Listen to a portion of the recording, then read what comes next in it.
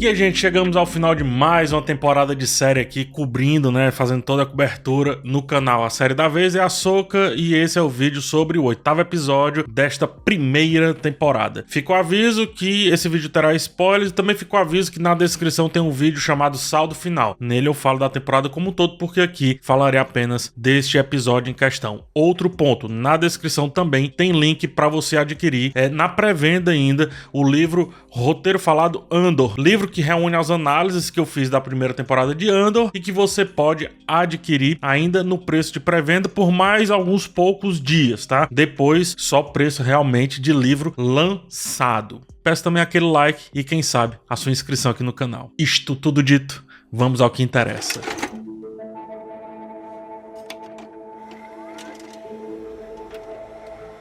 O episódio inicia com Morgan sendo condecorada com o poder supremo das sombras. Ela tá totalmente entregue ao que tanto buscou. Ela é levada, inclusive, a jurar pela sua própria vida. É curioso como a temporada inteira debate vida, debate morte e também debate lealdade, de certa forma. No episódio 7, o próprio Thrawn, ele fala como os Jedi têm essa mania de não morrer tão facilmente, né? Ou então de ficar voltando, digamos assim. Que é uma mania que, convenhamos, o Império também tem. É só olhar o próprio Thrawn. Mas enfim. E nesse episódio atual, agora fica exposto em tela como os Troopers de Thrawn também passam por esse processo. Antes foi Ahsoka, de uma maneira mais geral, Ezra também ganha uma nova vida, e no fim, a série Ahsoka também é uma sobrevida de Rebels, de Clone Wars, né, das animações e de outros personagens que ficaram pelo caminho. Tudo, direta ou indiretamente, está falando sobre aquilo que temos de mais valioso e também deixando bem evidente como nada em Star Wars está fadado a morrer. Star Wars é continuidade sempre, há 50 anos e por mais 50 anos.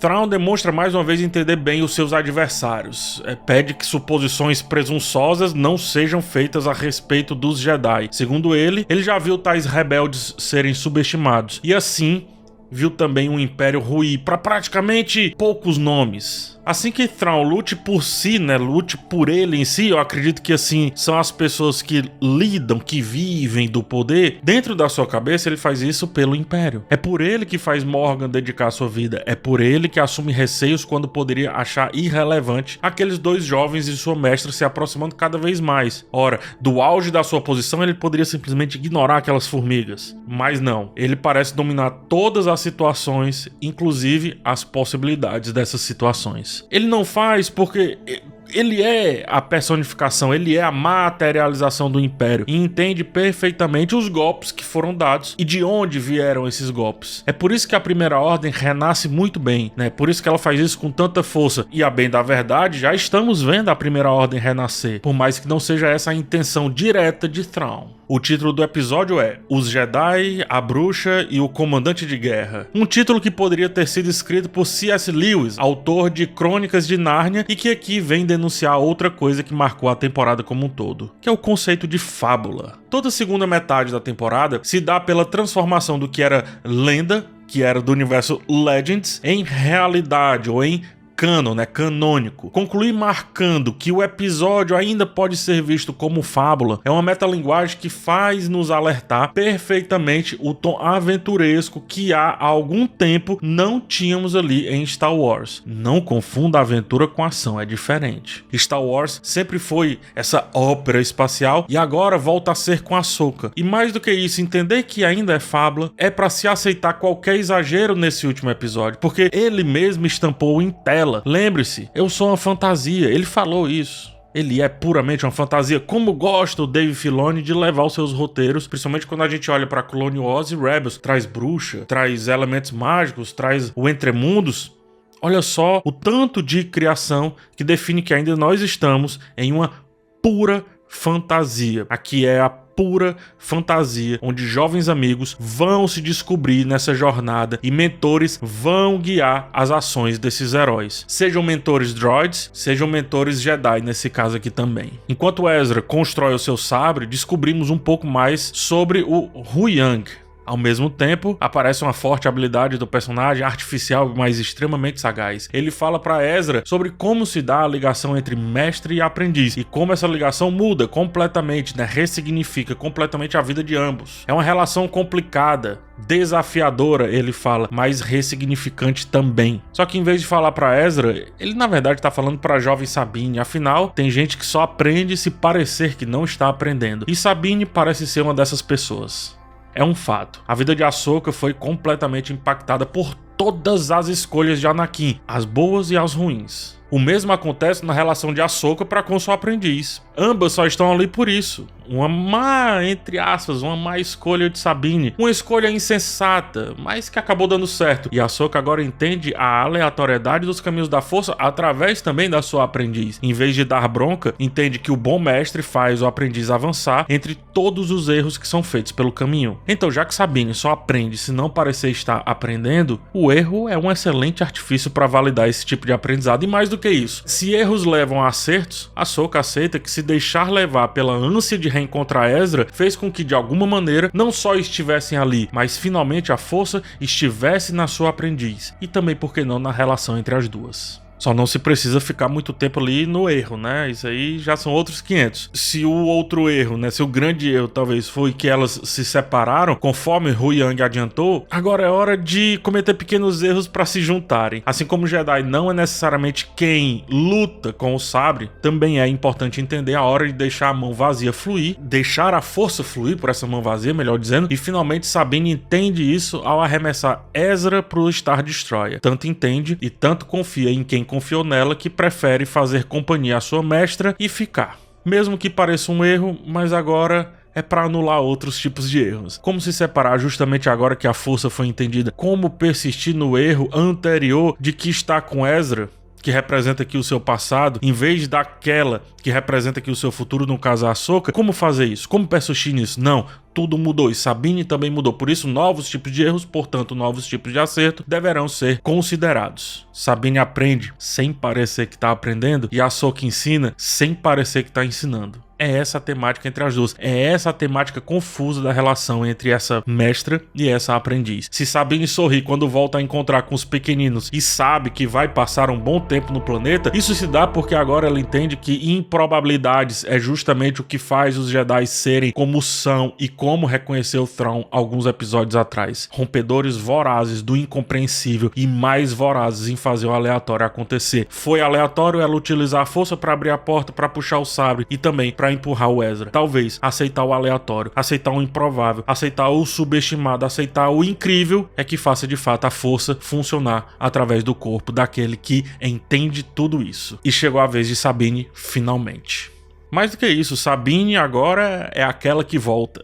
Voltou por Ezra, voltou também por Ahsoka, mas voltou diversas vezes ao longo de sua aventura quando a gente olha para Rebels. Agora é a vez de se voltar para si e está no canto perfeito para tal. Viver como um ermitão fez o Ezra se desconectar de todo o resto e se entender perfeitamente com a força. Agora é hora de Sabine viver uma relação tão desafiadora quanto significativa com Ahsoka. E Anakin também, diga-se de passagem, que sempre se mostra presente nos momentos mais complicados da nossa protagonista. Inclusive Sabine quase o sente, mas não era a hora. É importante entender mais sobre o Anakin que habita em Ahsoka, ou melhor, o Anakin através de Ahsoka, e é preciso entender muito mais a maravilha de ser mentorada por alguém que entende, que compreende a jornada do Jedi como resolução e não como destruição. O episódio é preenchido por muitas batalhas, e assim como era também com Rebels e também com Clone Wars, vai ao mesmo tempo resolvendo todos os ganchos deixados e permitindo que alguns ganchos persistam. Morgan, depois de protagonizar boas cenas de luta, é vencida, e vale lembrar que Diana Lee, que viveu a personagem, parece lutar quase que sem dublês. É porque de fato ela fez isso. Ela vem de uma linhagem forte das artes marciais. O sobrenome Inosanto denuncia. Ela é filha de Dan Inosanto, o melhor aprendiz de Bruce Lee, que com ele organizou diversas coreografias para seus filmes em uma época que se olhava muito pouco ou quase nada para isso. O facão chinês que empunha em vez de uma katana também honra o passado do pai, as origens dela, as raízes dela e, por que não, também do seu mestre, ou o mestre do seu pai, o Bruce Lee. É bonito ver Ahsoka, Sabine e Ezra lutando juntos, cada um a seu estilo. Por mais que seja um enfrentamento quase protocolar, que a gente sabe que não vai dar muito certo, porque o Thrawn, ele vai conquistar o que ele tem que conquistar, de certa forma também serve como uma recompensa, e é preciso aceitar isso dessa maneira. Vimos várias vezes cada um lutando separado, ao mesmo tempo que a temporada vendia sempre a ideia de convergência, a gente ainda não tinha visto na tela cheia os três. Mesmo na batalha anterior do 7º episódio, eles ainda estavam isolados. Agora não, um depende do outro, e estava mais do que na hora disso acontecer. Melhora, porque ainda que estivessem lutando, vencendo e nos dando essa recompensa, Thrawn também ganhava, o mal estava ganhando. E em caso de filmes, nesse caso séries interminados, é interessante ver o mal prosperando um pouco, né? Nesse caso, como disse no episódio passado, Thrawn ganhava tempo, né? Que é isso que ele queria. Inclusive, para coroar o assunto morte e volta da morte, os Night Troopers voltando tanto entregam o que o Thrawn quer fazer em Dathomir, ou seja, ressuscitar uma grande tropa, quanto entrega excelentes cenas que jamais eu imaginaria que iriam acontecer em Star Wars. Desde afunilar o combate e se assustar com a horda que persegue os heróis, coisa que não foi nada sutil, mas que eu gosto mesmo assim. Shin e Baylan permanecem ali com seus conflitos em aberto.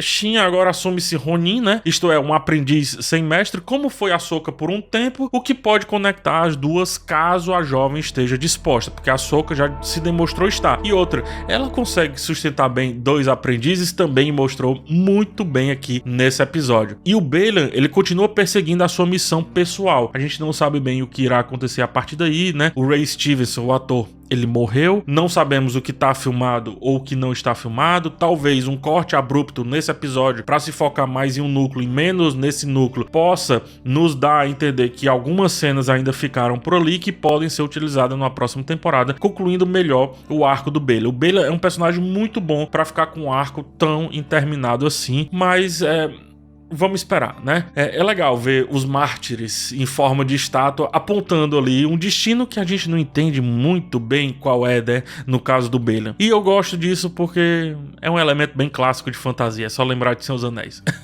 Estátuas apontando geralmente são bem utilizados pela fantasia. Mais um ponto para Dave Filoni, que faz fantasia muito bem feito com Star Wars. Em uma temporada de reencontros, terminamos com um grande reencontro, Hera e Ezra. E eu fico tranquilo com o que essa dupla pode fazer, e achar que estarão próximos em uma segunda temporada ou filmes é o suficiente para me empolgar para o porvir.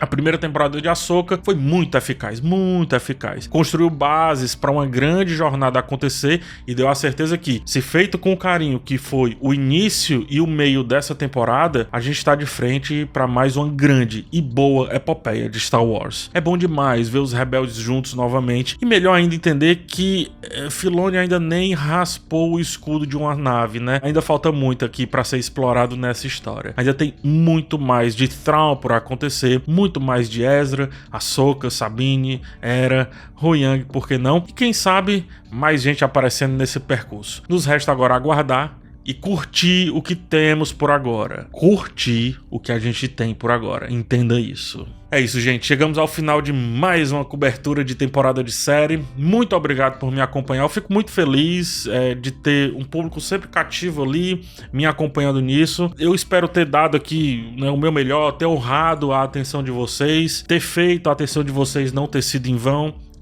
melhor dizendo. Enfim, muito obrigado por mais esse voto de confiança, por mais uma temporada junto comigo, e vamos para mais. Vamos esperar aí as próximas coberturas, tá? Meu livro pode ser comprado, não sei se haverá um livro de Ahsoka, vou lutar para que sim, né? Mas por enquanto temos a pré-venda de Andor.